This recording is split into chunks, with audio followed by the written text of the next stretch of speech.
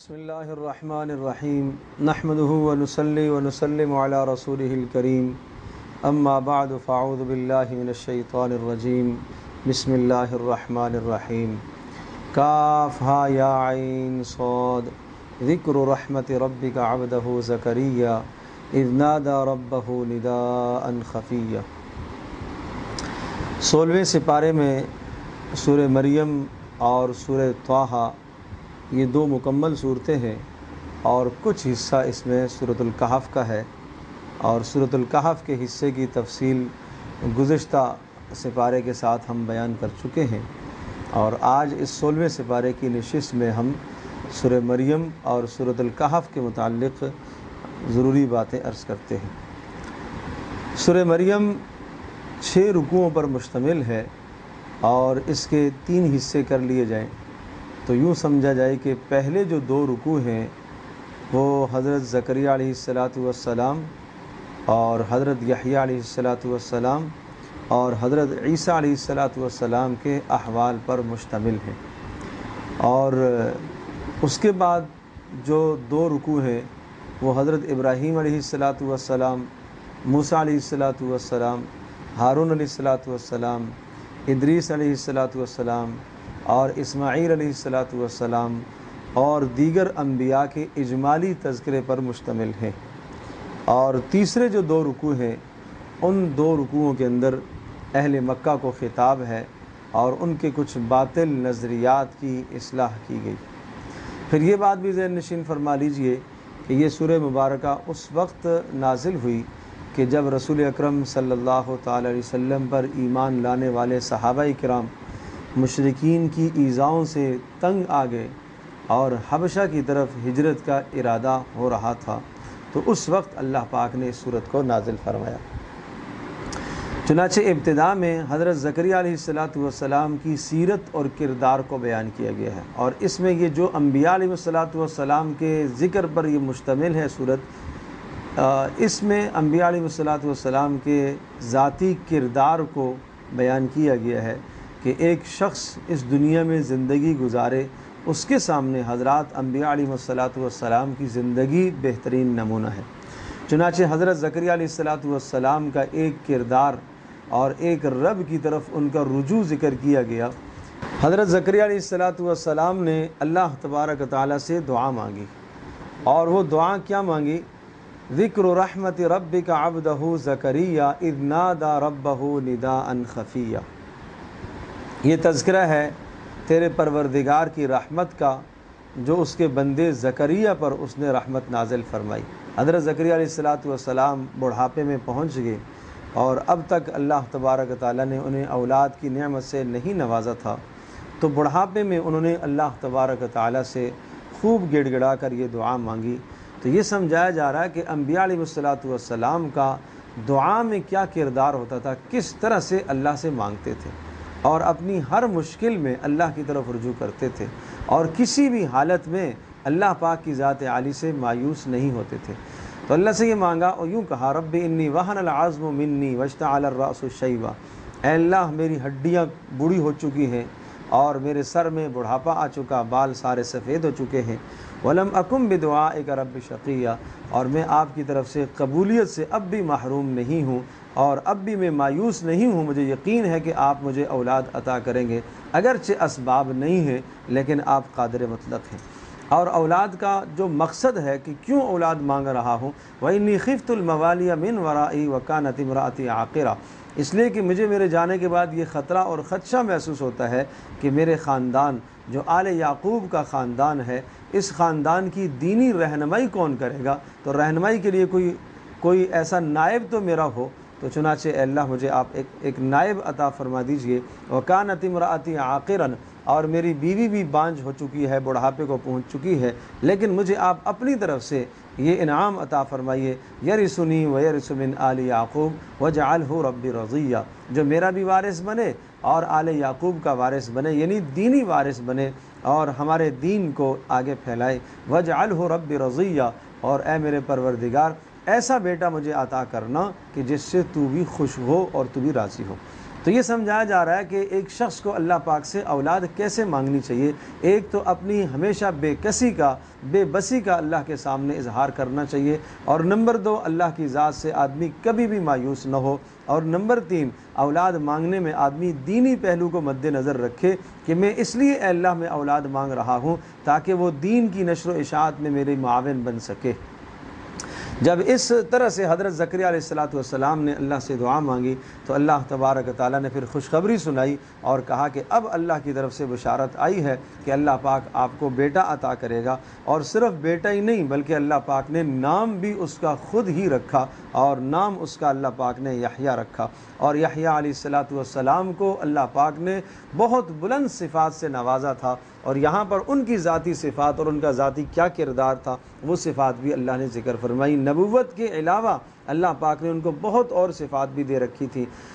وَحَنَانًا مِن لَدُنَّا وَزَكَاةً، وہ بہت زیادہ محبت کرنے والے، بہت زیادہ گناہوں سے بچنے والے، حقوق العباد کو ادا کرنے والے، اللہ کے حقوق کو ادا کرنے والے، ماں باپ کے انتہائی فرما بردار، اور زبان میں کوئی سختی نہیں، دل میں کوئی سختی نہیں، ایسے مزاج کا بیٹا اللہ پاک نے حضرت زکریا علیہ السلام کو عطا فرمایا۔ اس کے بعد پھر حضرت مریم کا تذکرہ اور حضرت عیسیٰ علیہ السلام کا تذکرہ ہے، اور اس تذکرے میں در حقیقت یہود نصارہ پر رد تھا کہ جو یہ کہتے تھے کہ عیسیٰ علیہ السلام کے اندر کچھ الوہیت کا عنصر ہے اور حضرت مریم میں بھی کچھ الوہیت کا عنصر ہے۔ تو یہ سمجھایا کہ حضرت مریم تو خود پریشان ہے، جو پریشان ہوتا ہے، جو مصائب میں مبتلا ہوتا ہے اور جو پیدا ہوتا ہے وہ کیسے الہ اور رب ہو سکتا ہے؟ تو اس لیے حضرت زکریا علیہ السلام کے تذکرے کے بعد حضرت مریم اور حضرت عیسیٰ علیہ السلام کا تذکرہ آیا، اور پھر عیسیٰ علیہ السلام کی بھی بہترین صفات ذکر فرمائی کہ ایک ذاتی انسان کا یہ کردار ہونا چاہیے۔ قال انی عبد اللہ آتانی الکتاب وجعلنی نبیا۔ عیسیٰ علیہ السلام کی کیا صفات ذکر فرمائی؟ ایک صفت وجعلنی مبارکن اینما کنت، عیسیٰ خود بیان فرما رہے ہیں، حالانکہ شیر خوار بچہ ہے اور بالکل بچپنا ہے، اور چند گھنٹے کی ولادت کے بعد اللہ پاک نے انہیں یہ گویائی عطا فرمائی، اور اس طرح سے انہوں نے اپنی ماں کی بھی صفائی دی کہ ان پر بھی الزام آ رہا تھا، تو کہنے لگے واوصانی بالصلاۃ وآتانی الکتاب، اللہ نے مجھے کتاب عطا فرمائی، اللہ نے مجھے نبی بنایا، اللہ نے مجھے بابرکت بنایا، اور واوصانی بالصلاۃ والزکاۃ، اور اللہ نے مجھے نماز کا حکم دیا، اور اللہ نے مجھے زکوٰۃ کا حکم دیا۔ کب تک؟ جب تک میں زندہ رہوں گا مجھے نماز کا حکم ہے، مجھے زکوٰۃ کا حکم ہے۔ یہ دیکھا جاتا ہے کہ ایک جوان کے اندر، ایک اولاد کے اندر کیا صفات ہونی چاہیے، یہ صفات ہونی چاہیے جو حضرت یحییٰ کی صفات ہیں، اور یہ صفات ہونی چاہیے جو حضرت عیسیٰ علیہ السلام کی صفات ہے۔ وبرم بوالدتی، اور میں اپنی ماں کا فرما بردار ہوں، اور میں زبان کا، دل کا سخت مزاج نہیں ہوں، اور اللہ کی طرف سے میرے اوپر رحمتیں ہی رحمتیں ہوں گی۔ تو یہ کردار انبیاء علیہ السلام کا سمجھایا۔ ایک آدمی کو اس طرح سے اپنا کردار اپنانا چاہیے اور اس طرح سے اپنے کردار کو بہتر کرنا چاہیے۔ پھر یہ بات بھی ذہن نشین فرما لیں کہ جب مسلمان حبشہ کی طرف ہجرت کر کے تشریف لے گئے اور حبشہ کے اندر جب یہ پہنچے تو ادھر سے مشرکین نے اپنا ایک وفد بھیجا، اور اس وفد کے سردار تھے حضرت عمر بن عاص رضی اللہ تعالیٰ عنہ، جو ابھی تک مسلمان نہیں ہوئے تھے، بعد میں وہ مسلمان ہو گئے۔ تو انہوں نے جا کے حبشہ کے بادشاہ نجاشی سے یہ کہا کہ یہ غلام ہیں ہمارے، یہ بگوڑے ہیں، باغ کے آگے ہیں، لہٰذا انہیں ہمیں واپس کر دیا جائے۔ تو نجاشی نے ان سب مسلمانوں کو بلایا اپنے دربار میں۔ حضرت جعفر بن ابی طالب رضی اللہ تعالیٰ عنہ، حضرت علی کے جو بڑے بھائی تھے، تو انہوں نے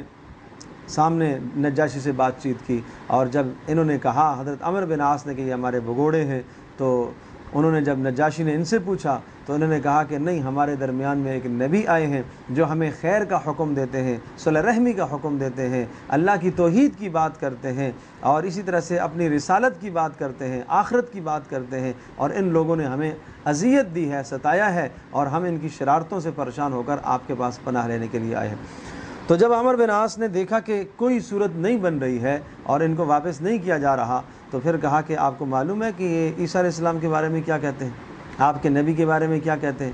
تو تو حضرت جعفر بن ابی طالب رضی اللہ تعالی عنہ نے کھڑے ہو کر عیسیٰ علیہ الصلوۃ والسلام کے حوالے سے یہی آیات پڑھی جو سورہ مریم کے اندر ہے۔ تو نجاشی نے ایک تنکا اٹھایا اور کہا اللہ کی قسم جتنا اس نے بیان کیا اتنا ہی ہے، عیسیٰ علیہ الصلوۃ والسلام کا یہی منزلت، یہی مقام، یہی مرتبہ ہمارے نزدیک ہے۔ ایک تنکا اٹھایا اور کہا اس سے زیادہ نہیں ہے، اس سے اتنے بھی زیادہ اور اتنے بھی کم نہیں ہے، جو اس نے بیان کیا بالکل ٹھیک کیا، لہٰذا آپ کو ہمارے پاس پناہ حاصل ہے اور آپ جب تک یہاں چاہو رہو۔ چنانچہ عمرو بن عاص رضی اللہ تعالیٰ عنہ واپس آگے، اور بہرحال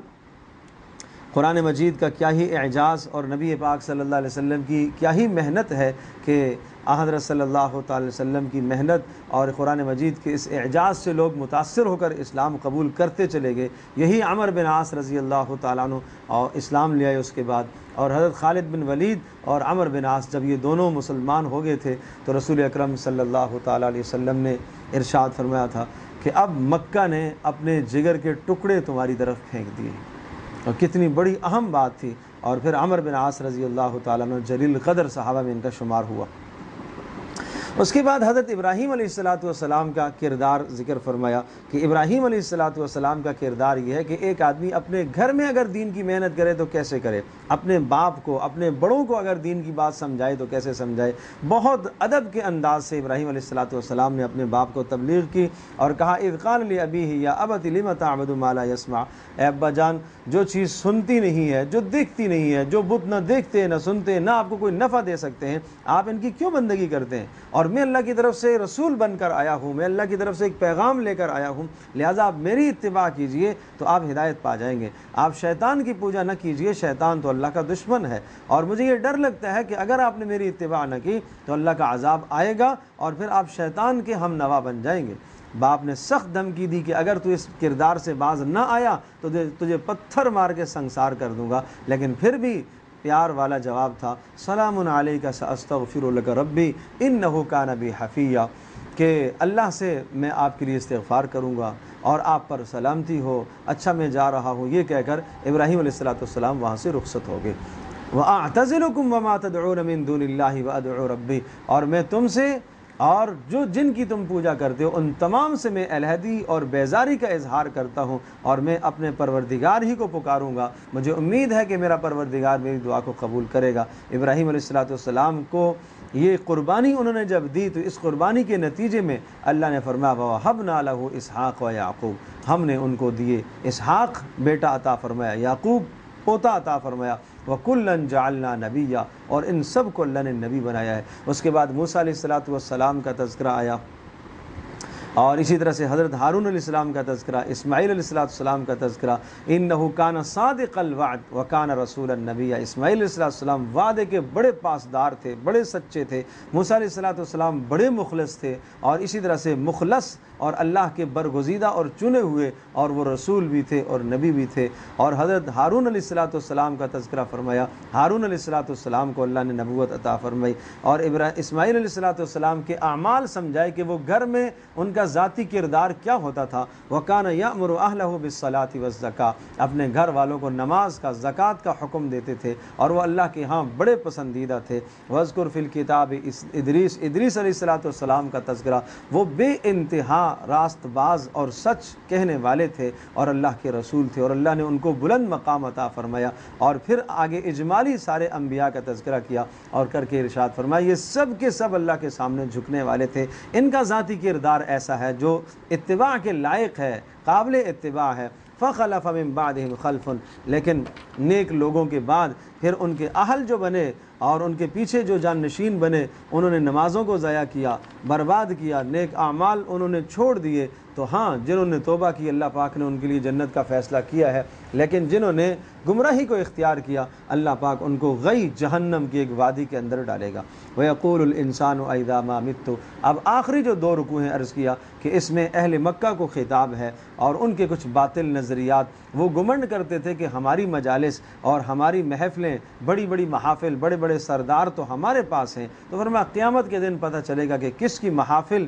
اور کس کی مجالس زیادہ وقعت والی ہیں اور زیادہ قدر و منزلت والی ہیں، تمہاری ہماری ہیں یا اہل ایمان کی ہیں۔ اور پھر فرمایا کہ اگر اس دنیا میں عذاب نہیں آتا تو سمجھ لو کہ اللہ تبارک تعالیٰ نے تمہیں ڈھیل دے رکھی ہے۔ قُلْ مَنْ كَانَ فِي الضَّلَالَةِ فَلْيَمْدُدْ لَهُ الرَّحْمَنُ مَدًّا، جو گمراہی کے اندر ہے اللہ نے اس کو لیے ڈھیل دے رکھی ہے۔ حَتَّى إِذَا رَأَوْا مَا يُوعَدُونَ إِمَّا الْعَذَابَ وَإِمَّا السَّاعَةَ فَسَيَعْلَمُونَ مَنْ هُوَ شَرٌّ مَكَانًا وَأَضْعَفُ جُنْدًا، جب عذاب آئے گا اور قیامت کا فیصلہ ہو جائے گا تو اس وقت پتہ چلے گا من ہوا شر مکانن، کہ کس کی جگہ بہت بدترین اور بری ہے اور کس کے لشکر کمزور ہیں۔ اور ایک شخص یوں کہا کرتا تھا کہ ہمارے پاس تو دنیا میں بڑا مال و متاع ہے، آخرت تو ہوگی نہیں، اگر ہو بھی گئی آخرت اور قائم ہو بھی گئی قیامت تو آخرت میں بھی ہمیں بہت کچھ ملے گا۔ فرمایا افرأیت الذی کفر بآیاتنا وقال لأوتین مالا وولدا اطلع الغیب، کیا وہ غیب پر مطلع ہے؟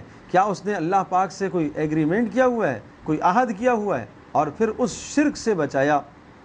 جو یہ پایا جاتا تھا۔ مشرکین عرب کہتے تھے کہ ملائکہ اللہ کی بیٹیاں ہیں، یہود کہتے تھے کہ عزیر اللہ کے بیٹے ہیں، نصارہ کہتے تھے کہ عیسیٰ علیہ السلام اللہ کے بیٹے ہیں۔ کہا وقالوا اتخذ الرحمن ولدا، یہ کہتے ہیں رحمان نے اولاد بنا لی ہے، ٹھہرا لی ہے۔ لقد جئتم شیئا ادا، بہت ہی گھٹیا اور بہت ہی بڑے بہتان والی بات انہوں نے کی ہے، اور یہ اتنا بدترین اور برا جملہ ہے۔ تکاد السماوات یتفطرن منہ، آسمان پھٹنے لگتا ہے، وتنشق الارض، زمین پھٹنے لگتی ہے، اور پہاڑ ریزہ ریزہ ہونے لگتے ہیں۔ کس بات سے؟ ان دعوا للرحمن ولدا، یہ اللہ کے لیے اولاد تصور کرتے ہیں۔ وما ينبغي للرحمن ان يتخذ ولدا، اللہ کو یہ زیب نہیں دیتا کہ اللہ پاک کے یہاں اولاد ہو، سب کے سب اللہ کے پاس غلام بن کر آئیں گے۔ ہاں وہ لوگ جو ایمان لائے اچھے اعمال کیے، اللہ پاک ان کی محبتوں کو عام کر دے گا، اور اللہ پاک ان کی محبتوں کو کائنات کے ہر انسان کے دل میں اللہ ان کی محبت کو ڈالے گا، یہاں تک کہ جانور چوپائے بھی ان سے محبت کرنے لگیں گے۔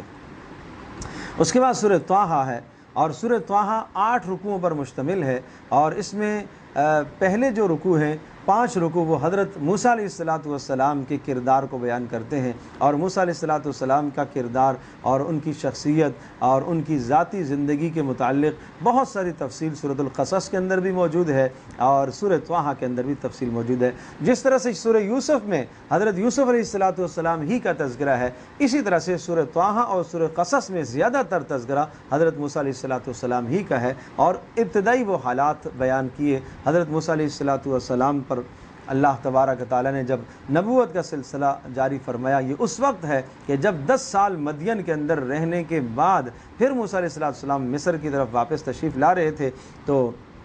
اہلیہ بھی ساتھ تھی، تو دور سے رات کا موسم تھا، رات کا وقت تھا، تو ایک آگ جلتی ہوئی دیکھی، تو اپنی اہلیہ سے کہنے لگے انی آنست نارا، مجھے وہ آگ نظر آ رہی ہے، اور میں دیکھتا ہوں کہ وہاں کوئی آدمی ہو تو اس سے راستہ بھی پوچھ لوں گا، اور کوئی میں آگ کا انگارہ چنگاری لے آؤں گا تاکہ رات کی سردی سے ہم اپنا دفاع کر سکیں۔ جیسے ہی موسیٰ علیہ السلام اس آگ کے پاس پہنچے، وہ آگ نہ تھی، وہ اللہ پاک کا نور تھا، اور اللہ کی طرف سے آواز آئے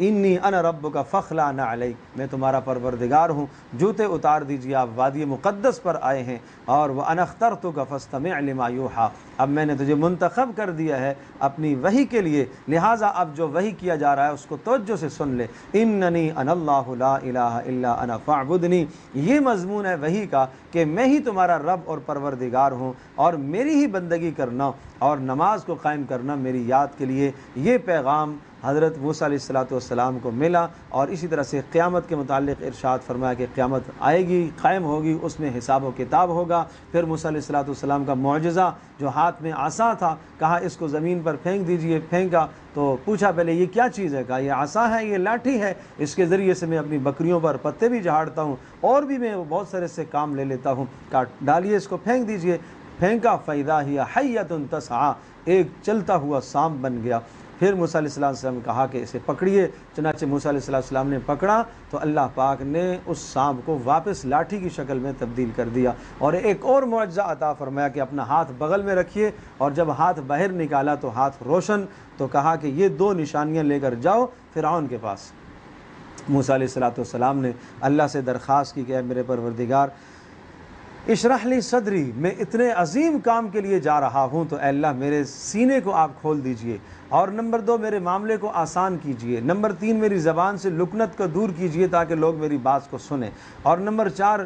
میرے اہل میں سے میرا بھائی وہ بھی اس کو میرے ساتھ اس کام میں شریک کر دیجئے، اور اس کے ذریعے سے مجھے مضبوطی دیجئے اور اس کو میرے معاملے میں شریک کیجئے، کئی نسبحک کثیرا ونذکرک کثیرا، تاکہ ہم دونوں مل کر تیری تسبیح بیان کریں اور تیرا تذکرہ کریں۔ یہاں یہ بات سمجھنے کی ہے، یہاں تسبیح سے مراد صرف سبحان اللہ کہنا نہیں ہے، اور تیرا ذکر کرنے سے مراد لا الہ الا اللہ اللہ اکبر نہیں ہے۔ تسبیح کا مطلب یہ ہے کہ تقدیس بیان کرنا، ان تمام کے تمام نقائص سے اللہ تبارک تعالیٰ کو پاک کرنا جو لوگوں کے ذہنوں میں ہے، جو اللہ کے بارے میں تصور ہے، ان تمام تصورات سے لوگوں کو پاک کرنا، ایک پورا پروگرام گویا کہ دیا گیا۔ اور اسی طرح سے وہ نذکرک کثیرا، آپ کی عظمت اور بڑائی کو ہم بلند کریں گے، اس لیے کہ جہاں میں جا رہا ہوں مصر میں، وہاں تو لوگ فرعون کو اپنا رب تصور کرتے ہیں، اور وہ رب کے متعلق تو کیا کچھ چیزیں انہوں نے بنائی ہوئی ہیں، اور وہ شرک میں مبتلا ہیں، تو لہٰذا ایک عظیم کام میں کرنے کے لیے جا رہا ہوں، تو اس میں آپ میرے ساتھ میرا شریک میرا بھائی ہارون، اسے بھی آپ میرے ساتھ شریک کر دیجئے تاکہ ہم خوب آپ کی تسبیح اور تقدیس کا اہتمام کریں۔ انک کنت بنا بصیرا، اے اللہ تو ہمارے حالات کو جانتا ہے۔ اللہ پاک نے ارشاد فرمایا قال قد اوتیت سؤلک یا موسیٰ، آپ کی باتوں کو ہم نے پورا کر دیا۔ وَلَقَدْ مَنَنَّا عَلَيْكَ مَرَّةٌ أُخْرَى، اور یہ آج کی بات نہیں ہے، آپ پر پہلے بھی ایک بار احسان کیا۔ اللہ تبارک تعالیٰ نے وہ احسانات بچپن میں کہ جب موسیٰ علیہ السلام کی پیدائش ہوئی، فرعون کو نجومیہ نے یہ اطلاع دی تھی کہ ایک بچہ ہوگا جو تیری سلطنت کی، بنی اسرائیل کا ایک بچہ ہوگا جو تیری سلطنت کی تباہی کا ذریعہ بنے گا، چنانچہ اس نے قتل کرنا شروع کیا۔ اللہ پاک نے موسیٰ علیہ السلام کی والدہ کو یہ حکم دیا کہ جب تمہیں ڈر لگنے لگے تو اس کو ایک تابوت میں بند کر کے، صندوقچے میں اس کو بند کر کے اس کو دریا کے سپرد کر دینا، چنانچہ ایسا ہی سپرد انہوں نے کیا۔ آپ اندازہ کیجئے کہ اللہ تبارک تعالیٰ کے حکم کو حضرت موسیٰ علیہ السلام کی والدہ نے کیسے پورا کیا۔ عقل تو یہ کہتی ہے کہ ایک معصوم بچے کو ایک صندوقچے میں بند کرنے سے تباہی اور ہلاکت ہے، اس لیے کہ موت واقع ہو جائے گی، دم گھٹ جائے گا۔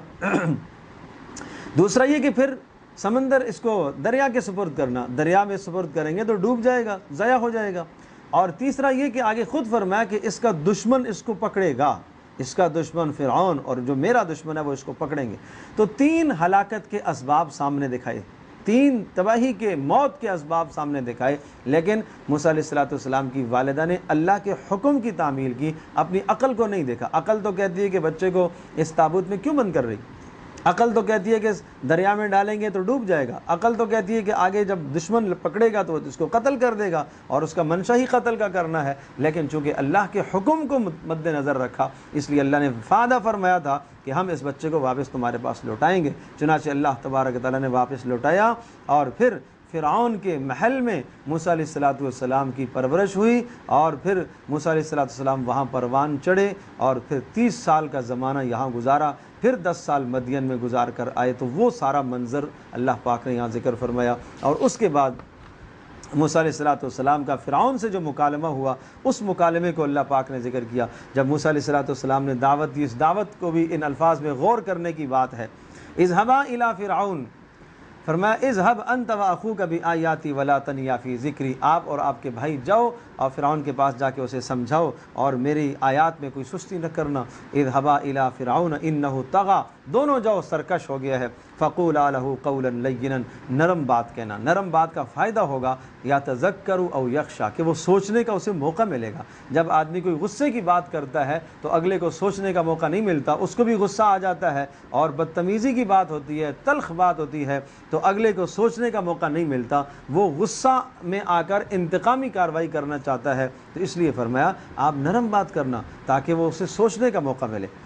قال ربنا اننا نخاف ان يفرط علينا، موسیٰ علیہ السلام نے فرمایا ہمیں اندیشہ ہے کہ کہیں ہمارے اوپر زیادتی نہ کر دے، اس لیے کہ پوری سلطنت ہے اور حکومت ہے۔ قال لا تخافا، آپ ڈرو نہیں، میں تمہارے ساتھ ہوں، اور تم جاؤ جا کے یہ کہنا، کیا کہنا، انا رسولا ربک، ہم تیرے پروردگار کی طرف سے رسول ہیں، اور رسول تو اور رب تو نہیں ہے، پروردگار تو نہیں ہے، رب تو نہیں ہے، رب اللہ تبارک و تعالی ہے۔ لہٰذا ہمارا مطالبہ یہ ہے بنی اسرائیل کو آپ آزاد کر دیجئے اور ان کو آپ سزائیں نہ دیجئے۔ قد جئناک بآیات من ربک، دوبارہ پھر بات وہی دہرائی کہ میں تیرے رب کی طرف سے آیات اور نشانیاں لے کے آیا ہوں، اور پھر کہا والسلام علی من اتبع الہدی، اور سلامتی اس پر ہے کہ جو ہدایت کی اتباع کرے گا۔ اگر تو ہدایت کی اتباع کرے گا تیرے اوپر بھی سلامتی ہو۔ انا قد اوحی الینا، اور ہمارے اوپر یہ وحی آئی ہے کہ عذاب اس شخص کو ملتا ہے من کذب وتولی، جو جھٹلاتا ہے اور منہ موڑتا ہے۔ یہ 6 باتیں حضرت موسیٰ علیہ السلام نے فرعون کے سامنے رکھی۔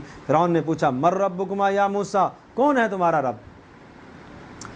موسیٰ علیہ السلام نے بڑی حکمت سے جواب دیا ربنا الذی اعطی کل شیء خلقہ ثم ہدی، میرا رب، ہمارا پروردگار تو وہ ہے جس نے ہر چیز کو پیدا کیا اور ہر چیز کو اس نے فطری ہدایت دی۔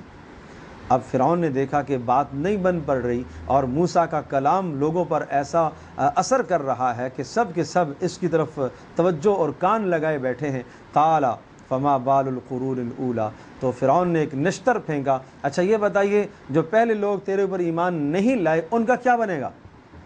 تو ایک جواب تو یہ تھا کہ وہ جہنم میں جائیں گے، لیکن اگر یہ جواب موسیٰ علیہ السلام دیتے تو معاملات بگڑ جاتے۔ کہ علمھا عند ربی فی کتاب، ان کا علم میرے پروردگار کے پاس ہے۔ ایسا سلجھا ہوا جواب دیا، بات رب ہی کی لا یضل ربی ولا ینسا، میرا رب بھٹکتا نہیں ہے، بھولتا نہیں ہے، تمہارے اندر بھولنے کا مادہ ہے، بھٹکنے کا مادہ ہے۔ میرا رب وہ ہے جس نے آسمان کو پیدا کیا، زمینوں کو پیدا کیا، اور زمین سے جس نے غلوں کو نکالا، راستے بنائے، آسمان سے بارشوں کو برسایا، یہ میرا پروردگار ہے۔ اس کے بعد جو ہے وہ فرعون نے پھر جادوگروں کو جمع کیا، تو جادوگروں کے ساتھ جو مکالمہ ہوا اس کا بیان ہے، اور پھر موسیٰ علیہ السلام کا غلبہ، اور جادوگر سب کے سب سجدے میں گر گئے۔ جب سارے سجدے میں گر گئے تو فرعون ان کو سزائیں دینے لگا، اور ان کو اس نے دھمکیاں دی اور کہا کہ میں تمہیں ضرور سولی پہ لٹکاؤں گا، اور میری اجازت کے بغیر تم کیسے ایمان لائے ہو۔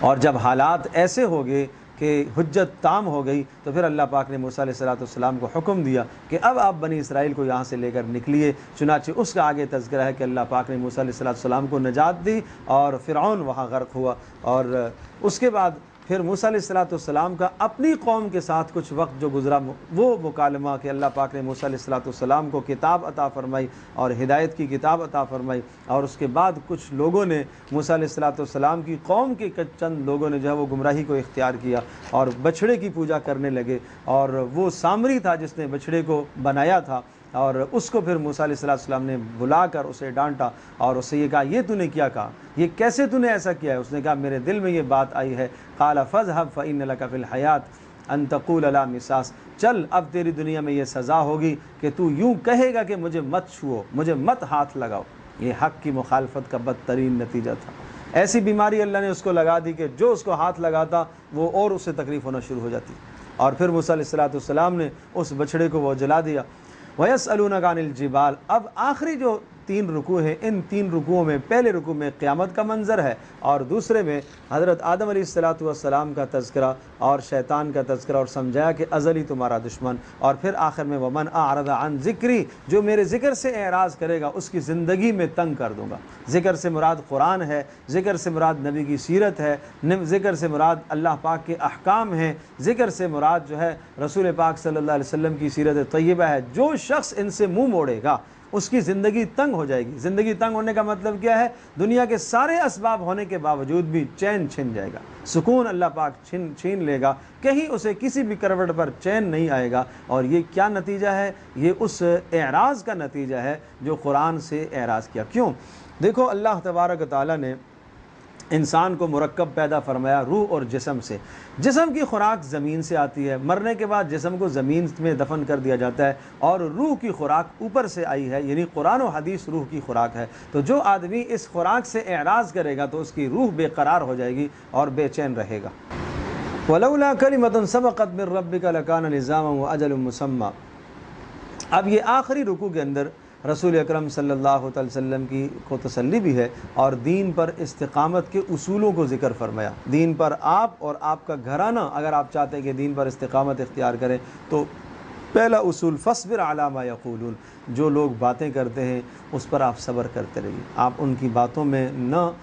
توجہ دیجیے، اس لیے کہ دین پر جب آپ عمل کریں گے تو طنز آئیں گے، جملے لوگ کسیں گے، آپ صبر کیجیے۔ نمبر 2، وسبح بحمد ربک قبل طلوع الشمس وقبل غروبها، اس غم کا ازالہ کیسے ہوگا؟ آپ کو تکلیف تو ہوتی ہے لوگوں کی باتوں سے، لیکن آپ صبح و شام اللہ کی تسبیح بیان کیجیے۔ سبح بحمد ربک قبل طلوع الشمس، سورج کے طلوع سے پہلے اور سورج کے غروب سے پہلے، اور اسی طرح سے ومن آناء اللیل، رات میں بھی اور دن کے کناروں میں بھی، مراد اس سے 5 نمازیں بھی ہیں، اور اسی طرح سے مفسرین نے لکھا ہے کہ فجر کی نماز کے بعد اور عصر کی نماز کے بعد سبحان اللہ و بحمدہ سبحان اللہ العظیم، ان کلمات کے پڑھنے سے اللہ پاک غم کا ازالہ کر دیتا ہے۔ یہ غم کا بہترین مداوع ہے ان کلمات کا پڑھنا۔